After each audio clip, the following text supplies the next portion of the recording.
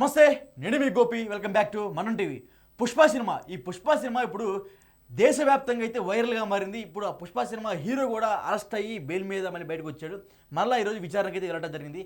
పుష్ప సినిమాని బ్యాన్ చేస్తున్నారు. రెండు తెలుగు రాష్ట్రాలు ఒక నిర్ణయం తీసుకున్నట్టయితే ఒక వార్తలు వస్తున్నాయి. సో ఈ వార్తల మీద మాతో మాట్లాడడానికి మా పొలిటికల్ ఎడిటర్ కార్తిక్ ఉన్నారు, అన్నట్టు తెలుసుకుందాం. సో కార్తిక్ గారు, పుష్ప సినిమాని బ్యాన్ చేస్తున్నారు. అదేవిధంగా పుష్ప సినిమా వచ్చిన కలెక్షన్ ఏదైతుందో సుమారు 1500 కోట్లు దాటిందని చెప్తున్నారు. ఏ దేశవ్యాప్తంగా ఏ దేశంలో కలెక్షన్ వచ్చిందో, అదే ఏ రాష్ట్రంలో ఎంత కలెక్షన్ వచ్చిందో ఆ కలెక్షన్ మొత్తం ఆ రాష్ట్ర ప్రభుత్వాన్ని ఆధీనం చేసుకున్నట్టయితే కొన్ని వార్తలు వస్తున్నాయి. సో ఈ వార్తలో నిజమెంత? పుష్ప సినిమాని బ్యాన్ చేయాలి, ఆ వార్తకున్న నేపథ్యం ఏంటి అనేది ఒకసారి మాట్లాడుకునే ప్రయత్నం చేద్దాం. అసలు పుష్ప సినిమా చూసిన ఎవరికైనా తెలుసు, ఆ పుష్ప సినిమాలో హీరో అనేవాడు ఒక స్మగ్లరు. ఎర్రచందనం స్మగ్లింగ్ని అంటే మన దేశంలో ఉన్నటువంటి సంపదని, అటవీ సంపదని బయట దేశాలకి ఎగుమతి చేసేసి ఆ బయట దేశాల దగ్గర డబ్బులు తీసుకొని ఆ డబ్బుని మన దేశ సంపదలోకి మార్చుకొని మన దేశంలో ఇల్లీగల్ థింగ్స్ చేస్తూ ఉంటాడు. తన భార్యతో ఫోటో దిగలేదనే కారణం చేత ముఖ్యమంత్రినే మార్చేస్తాడు. అంటే అక్కడ ఎమ్మెల్యేలను కొనుగోలు చేసే ప్రయత్నం చేస్తాడు. ఎమ్మెల్యేల కొనుగోలు, చట్టసభల్లో ఎమ్మెల్యేల కొనుగోలు అనేటువంటిది ఒక నైతిక అంశం కాదు. రెండోది, పోలీసులను కొనుగోలు చేస్తాడు. పోలీసులు లైఫ్ మొత్తం సంపాదించే సంపదని ఒక్కసారిగా ఇచ్చే ఉద్యోగాలకు రిజైన్ చేపిస్తాడు. ఇక్కడ పోలీసులను కొంటాడు, రాజకీయ నాయకులను ఎమ్మెల్యేలు కొంటాడు. ఒకటి కొనడం సరిపోదు, ఒక ఐపీఎస్ ఆఫీసర్ చేత అదే ఆ సంఘటన అత్యంత దారుణమైన సంఘటన ఏంటంటే పోలీసుల యొక్క నైతికతను దెబ్బతీసేలాగా, పోలీసుల క్యారెక్టర్ని కించపరిచేలాగా నువ్వు చెప్పిన సీన్ అయితే ఉంది. ఏదో స్విమ్మింగ్ పూల్లో స్నానం చేస్తూ ఉంటే ఏదైతే ఒక దాంట్లో టాయిలెట్ పోసి ఆ టాయిలెట్ని పోసిన దాంట్లో నుంచి ఐపీఎస్ ఆఫీసర్కి తాపించడం అనేటువంటిది నిజంగా అత్యంత దురదృష్టకరమైనటువంటి సీన్. రెండోది, ఒకప్పుడు సినిమాల్లో, తెలుగు సినిమాల్లో అనేక సినిమాలు వచ్చాయి, స్మగ్లింగ్ సంబంధించిన సినిమాలు కూడా వచ్చాయి. విలన్ స్మగ్లర్గా ఉంటాడు, హీరో వాటిని ఈ విలన్ని కొట్టి ఆ స్మగ్లింగ్ నాపుతాడు, అవసరమైతే విలన్ని చంపి ఆ స్మగ్లింగ్ నాపుతాడు, పోలీసులకు పట్టిస్తాడు. పోలీసు హీరోగా, స్మగ్లర్ ఒక రౌడీగా, విలన్గా క్రియేట్ చేసిన సినిమాలు ఉన్నాయి. కానీ మొదటిసారి స్మగ్లర్ని హీరోగా పెట్టిన సినిమాలు వచ్చాయి.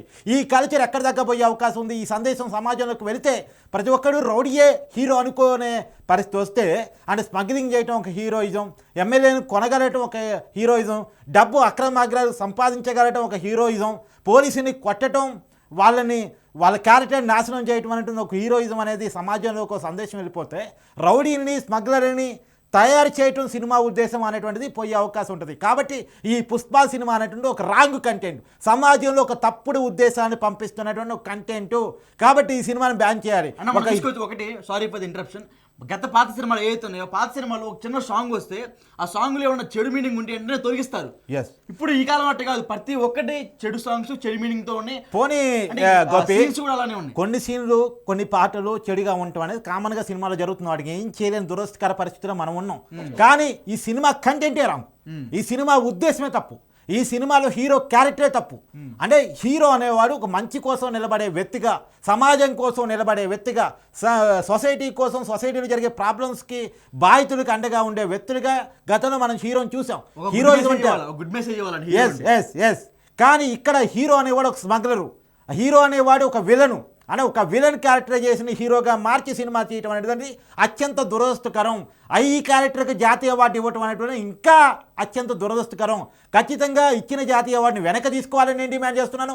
ఈ సినిమాని బ్యాన్ చేయాలి, గట్టిగా చెప్తున్నా. ఎవరా సినిమా తీసినాడు బుద్ధి లేనోడు, వాళ్ళ మీద కేసులు కూడా నమోదవుతున్నాయి. అలా బుద్ధి ఉంది మీకు? ఏ సినిమాలు తీస్తున్నారు? ఏ సందేశం ఇస్తున్నారు మీరు? యూజ్లెస్ ఫెలోస్, ఏ సందేశం ఇద్దామని సినిమాలు తీస్తున్నారు? తీయటం చేతనైతే తీయండి, తీయటం చేతనైతే తీయండి, లేకపోతే సినిమాలు తీయటం బంద్ చేయండి. సమాజానికి ఒకప్పుడు సినిమాలంటే సాంఘికమైనటువంటి సమస్యలు తీసుకొని ఆ సమస్యల చుట్టూ ఉన్న కోణాలు తీసుకొని తీసేవాళ్ళు. ఏం సినిమాలు తీస్తున్నారా మీరు? ఏం సందేశాలు ఇస్తున్నారా మీరు? మీరు హీరోరా? మీరు డైరెక్టర్రా? మళ్ళీ మీ సినిమాలకి టికెట్ రేట్ పెంచాలా? బెనిఫిట్ షోలు ఇవ్వాలా? ప్రీమియర్ షోలు ఇవ్వాలా? 1100 టికెట్. ఒక సామాన్య ప్రజలు సినిమాకి వెళ్ళి సినిమా చూడాలంటే కుటుంబంతో వాడు 1100 టికెట్ పెట్టి ఎంతమంది అంటే వాడు ఒక వారం సంపాదన పెట్టి వాళ్ళ ఫ్యామిలీ సినిమా తీసుకెళ్ళి 1100 టికెట్ అండి. ఎవడు సొమ్ముతో కులుకుతున్నారా మీరు? ఎవడు సొమ్ముతో కులుకుతున్నారా మీరు? పెద్ద పెద్ద బిల్డింగ్లు కట్టుకుంటారు, పెద్ద పెద్ద హోటల్స్ ఓపెన్ చేస్తారు, పెద్ద పెద్ద రెస్టారెంట్స్ కట్టుకుంటారు. మళ్ళా ఇక్కడ చాలా క్లియర్ కట్ విషయం చెప్పనా, మన దేశంలో మన ప్రజల సొమ్ముతో మన టికెట్ రేట్ ఎక్కువ పెంచి కొనుక్కునేటువంటి డబ్బుల ద్వారా మళ్ళా ప్రభుత్వాల దగ్గర రీజుకు తీసుకొని తక్కువ రేటుకు రీజు తీసుకొని స్టూడియోలు కట్టుకుంటారు, డబ్బులకు వాళ్ళు బాగుపడతారు. మళ్ళీ విదేశాల్లో హోటల్ పెడతారు. మన దేశం డబ్బుని విదేశాల్లో పెట్టుబడి పెడతారు. మన దేశంలో కూడా కాదు, విదేశాల్లో హోటల్స్ పెడతారు, బిజినెస్లు చేస్తారు, రియల్ ఎస్టేట్ వ్యాపారాలు చేస్తారు. ఎందుకు యూజ్లెస్ ఫెలోస్ మనకి? ఆలోచించండి. ఇలాంటి యూజ్లెస్ ఫెలోస్ మనకి హీరోలా, డైరెక్టర్లా? సుకుమార్, నీకు మైండ్ ఉందా? ఏ సినిమా నువ్వు తీసింది? ఏ సినిమా అది? ఆ సినిమానది సినిమానా? దాని సినిమా అనాలా? నేను ఒప్పుకుంటే అల్లు అర్జున్ మంచి నటుడే. వేదం లాంటి సినిమా వచ్చింది. It was a good memorable story. గుర్తుండిపోయే స్టోరీ. నేను పర్టికులర్ వ్యక్తిని అనాలని నా ఉద్దేశం కాదు. కాకపోతే మీరు చేస్తున్నటువంటి సినిమా కరెక్ట్ కానప్పుడు ఖచ్చితంగా మిమ్మల్ని అనాల్సి వస్తుంది. అల్లు అర్జున్, నీకు అసలు జాతీయ అవార్డు పొందే హక్కే లేదు ఈ సినిమా ద్వారా, ఈ నటన ద్వారా. అదే వేదం సినిమాకి జాతీయ అవార్డు వస్తే నిజంగా నేను అప్రిషియేట్ చేస్తా. అసలు జై భీమ్ సినిమా, సూర్య గారి అసలు ఎంత బాగుంటుందంటే కరెక్ట్. గోపి చెప్పింది. జై భీమ్ సినిమాలో కూడా పోలీసుని విలన్గా చూపించారు, కానీ పోలీసులు కూడా యాక్సెప్ట్ చేసేలా చూపించారు. పోలీసును విలన్గా చూపించడం ఇలా కొత్తది కాదు, కానీ ఇది పోలీసును విలన్గా చూపించడం కదా, అవమానించడం, క్యారెక్టర్ అసాసినేట్ చేయటం. మొన్న అల్లు అర్జున్ ప్రెస్ మీట్ పెట్టాడు కదా, నా క్యారెక్టర్ని అసాసినేట్ చేశారు అని చెప్పేసి ప్రెస్ మీట్ పెట్టాడు కదా. నువ్వు క్యారెక్టర్ అసాసినేట్ చేసావు పోలీసు వాళ్ళది. అవును. మొన్న ఇలా విష్ణుమూర్తితో ఎవరో ఏసీపీ ప్రెస్ మీట్ పెడితే ఆయన శాఖాపరమైన చర్యలు తీసుకోవాలి, చట్టపరమైన చర్యలు తీసుకోవాలి, పోలీస్ సంఘం నుంచి ప్రెస్ మీట్ పెట్టమైంది అన్నారు. కానీ అతనికి ప్రెస్ మీట్ పెట్టిన ప్రతి మాటలో సరే కొద్ది తప్పుడు పదాలు ఉంటే ఉండొచ్చేమో, తెలంగాణ, ఆంధ్ర ఇలాంటివి ఏమైనా తీయచ్చేమో, అవన్నీ పక్కన పెట్టేస్తే ఆయన మాట్లాడిందంటే కొంత అర్థం ఉంది. ఆయన మాట్లాడిందంటే అర్థం ఉంది. ఒక పోలీసు వాడు అట్ట అవుతాడు ఆ సినిమా చూస్తే. పోలీసు కుటుంబాలు మనోభావాలు దెబ్బతింటాయి సినిమా చూస్తే. అసలు వచ్చేదాగేది ఏందన్నా? ఇంకోటి, వీళ్ళ డబ్బులకు లొంగి పోలీసు ఉద్యోగాలు మానేసుకుంటారా? ఎవరు అల్లు అర్జున్ ఇంటి మీద దాడి చేస్తే ఎవరు రక్షణ ఇచ్చారు? అల్లు అర్జున్ కుటుంబానికి ఎవరు రక్షణ ఇచ్చారు? ఓయూ స్టూడెంట్స్ ఆందోళనతో అల్లు అర్జున్ ఇంటి మీదకి టమాటాలు పట్టుకొని వస్తే పోలీసులు వాళ్ళని పట్టుకొని పోయారు. పోలీసులు అల్లు అర్జున్కి రక్షణగా నిలిచారు. ఒక్కసారి ఇవాళ హైదరాబాదులో పోలీసులు అల్లు అర్జున్కి రక్షణ ఇవ్వకపోతే అల్లు అర్జున్ పరిస్థితి ఏంటో తెలుసా నీకు? ఇవాళ పోలీసులను వినోమాడిస్తావా? ఇవాళ ఆ అబ్బాయి కనీసం వెంటిలేటర్ మీద ఉన్నాడు, చావు బతుకుల మధ్య కొట్టుమిట్టాడుతున్నాడు, బతికే అవకాశం ఉంది అంటే అది పోలీసుల వల్ల.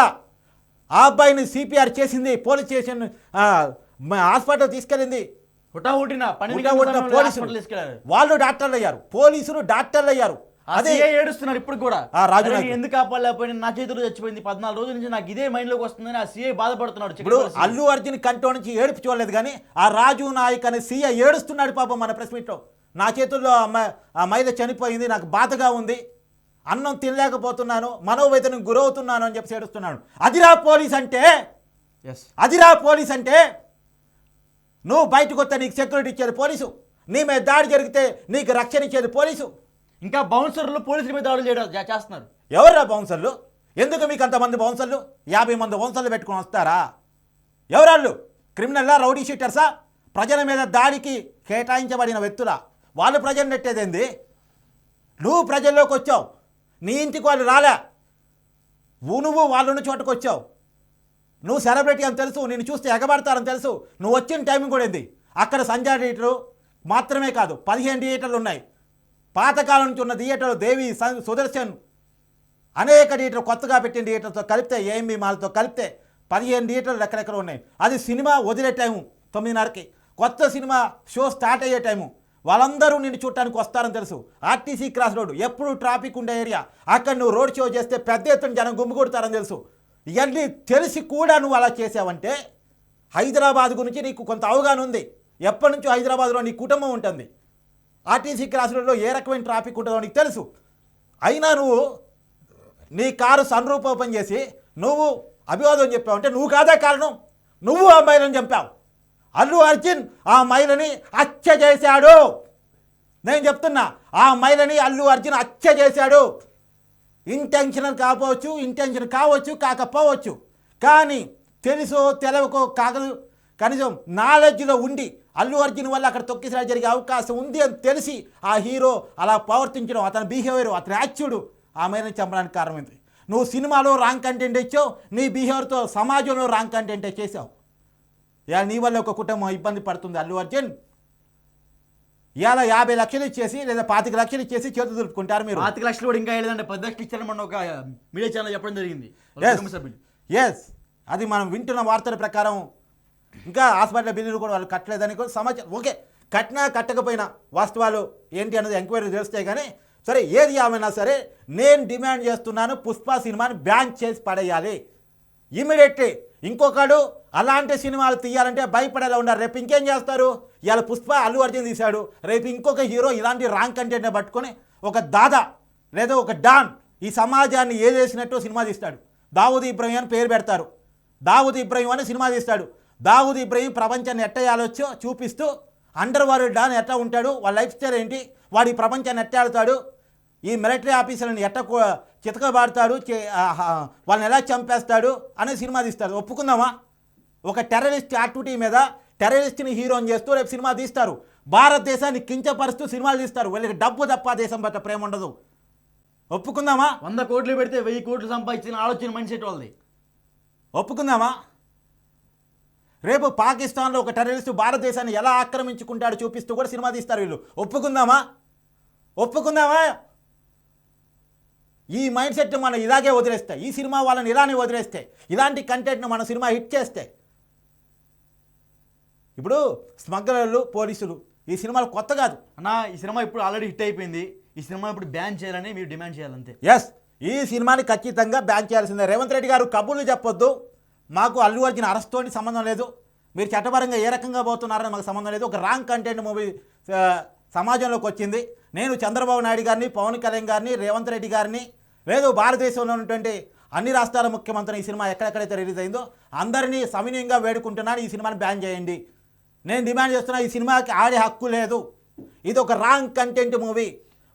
వచ్చిన కలెక్షన్స్ కూడా ప్రభుత్వం మొత్తం వాళ్ళని దగ్గర బ్యాక్ తీసుకోవాలి. ఎక్కడెక్కడైతే ఈ సినిమా ఏ రాష్ట్రాల్లో ఆడిందో ఆయా రాష్ట్రాల్లో ఈ కలెక్షన్స్ మొత్తం ప్రభుత్వాలు స్వాధీనం చేసుకోవాలి. బీహార్ అయితే అక్కడ నితీష్ కుమార్ స్వాధీనం చేసుకోవాలి, తెలంగాణ అయితే రేవంత్ రెడ్డి ప్రభుత్వం స్వాధీనం చేసుకోవాలి, ఆంధ్రప్రదేశ్ అయితే చంద్రబాబు ప్రభుత్వం స్వాధీనం చేసుకోవాలి, కర్ణాటకలో సిద్ధరామయ్య ప్రభుత్వం స్వాధీనం చేసుకోవాలి, తమిళనాడులో స్టాలిన్ ప్రభుత్వం ఖచ్చితంగా స్వాధీనం చేసుకోవాలి, కేరళలో విజయన్ ప్రభుత్వం స్వాధీనం చేసుకోవాలి.